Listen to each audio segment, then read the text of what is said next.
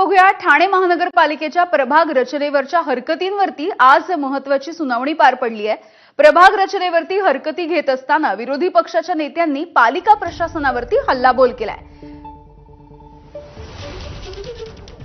स्वतःच्या हितासाठी प्रभाग रचना करण्यात आली असा आरोप आव्हाडांनी केला, तर संपूर्ण चुकीच्या पद्धतीने प्रभाग रचना करण्यात आल्याचा आरोप माजी खासदार राजन विचारे यांनी केलाय।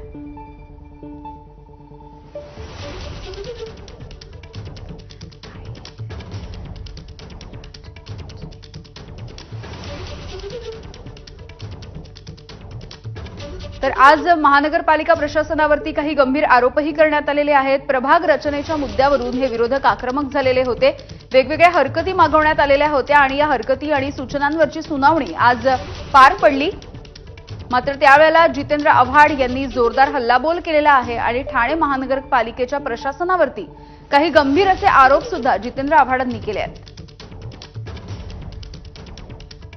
या संदर्भामध्ये हरकतीसाठी आजचा दिवस होता आणि सुदैवाने म्हणेल की या ठिकाणी आमचे संजय सेठी हे आयुक्त या ठिकाणी आले होते आणि त्यांना या प्रभागाची माहिती होती, कारण ते ठाण्यामध्ये जवळजवळ 2.5 ते 3 वर्ष त्या ठिकाणी काम केलेलं आहे आणि त्यांच्या सुद्धा लक्षात आलं असेल की कशा पद्धतीनेच ही वॉर्ड रचना त्या ठिकाणी केली गेली होती आणि संपूर्ण चुकीची वॉर्ड रचना आहे। या ठिकाणी कसे नगरसेवक निवडून येतील ते वॉर्ड फोडण्याचं काम या ठिकाणी केलेलं आहे। सगळ्या राजकीय पक्षांच्या प्रमुख लोकांनी सांगितलेलं आहे आमचा या पूर्ण प्रभाग रचनेलाच आक्षेप आहे।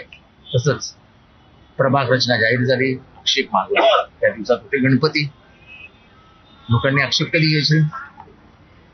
जे लोक गावाला गेली होती ती काल परवा लोक गावावरून आलेली आहेत, तर आक्षेप घेण्यासाठी अभ्यास करावा लागतो। जर तुम्ही वॉर्ड बनवला कसा हीच माहिती द्यायला तयार नाही तर मग आक्षेप कशावर घ्यायचे?